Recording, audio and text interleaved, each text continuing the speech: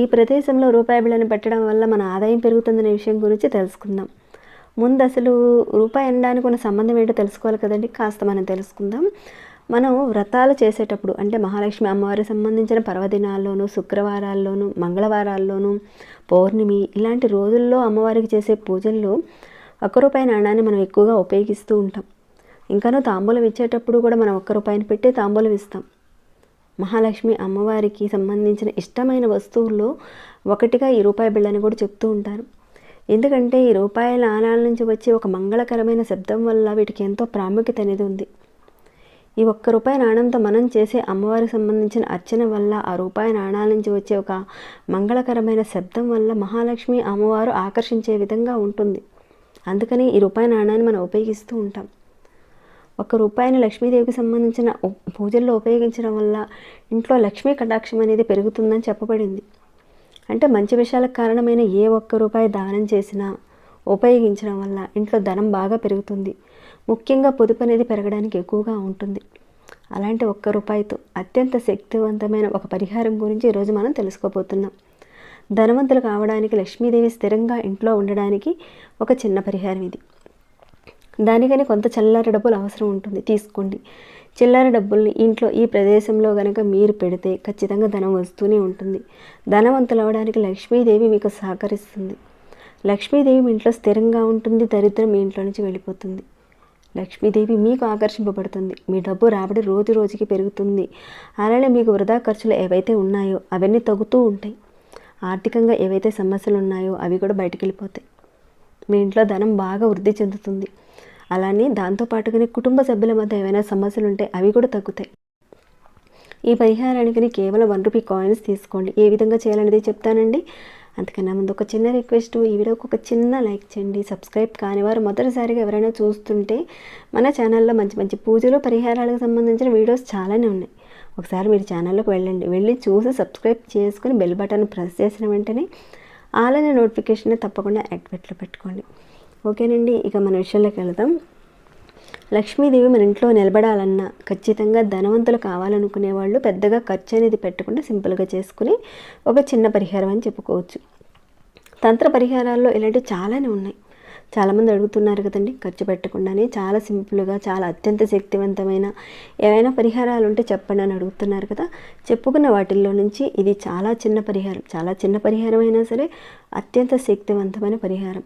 ఈ చిన్న పరిహారం చేసి చూడండి, ఖచ్చితంగా రిజల్ట్ అయితే ఉంటుంది. ఇక్కడ మరొక విషయం అంటే డబ్బులు కట్టలకు అంటే ఈ పరిహారం చేయంగానే డబ్బులు కట్టలకు వస్తాయని మాత్రం నేను చెప్పడం లేదు. మీకున్న స్థితి నుంచి కాస్త మార్పు అయితే మీకు ఖచ్చితంగా కనబడుతుంది. మీరు ఈ పరిహారాన్ని చేస్తూ వెళ్ళారనుకోండి, మీరు అవతల వాళ్ళకి డబ్బులు ఇచ్చే స్థాయికి వెళ్తారు. అంత బాగుంటుంది ఈ పరిహారం. ఈ పరిహారాన్ని ఎప్పుడు చేయాలి, ఏ రోజు చేయాలనేది చెప్తానండి.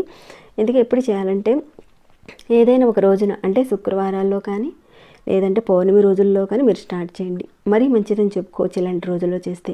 మామూలు రోజుల్లో కూడా చేసుకోవచ్చు, కానీ పౌర్ణమి ఇలాంటి రోజులు వస్తాయి కదండి, ఆ రోజుల్లో మీరు స్టార్ట్ చేస్తే ఇంకా బాగుంటుంది. ఈ పరిహారం చేసే రోజున మీరు ఏం చేస్తారంటే స్నానం చేసిన తర్వాత ఈ పరిహారం చేసుకోవాలి. స్నానం చేయకుండా చేయకూడదు. స్నానం చేసి చేయండి. మీరు స్టార్ట్ చేసే ముందు ఉదయం అయినా సాయంత్రం అయినా టైం అంటూ ఏదీ లేదు.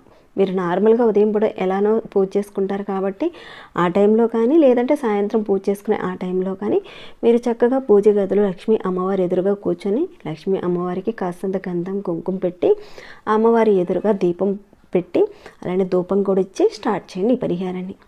ఇక ఈ పరిహారానికని మీరు ఒక ఎరుపు రంగు క్లాత్ తీసుకోండి.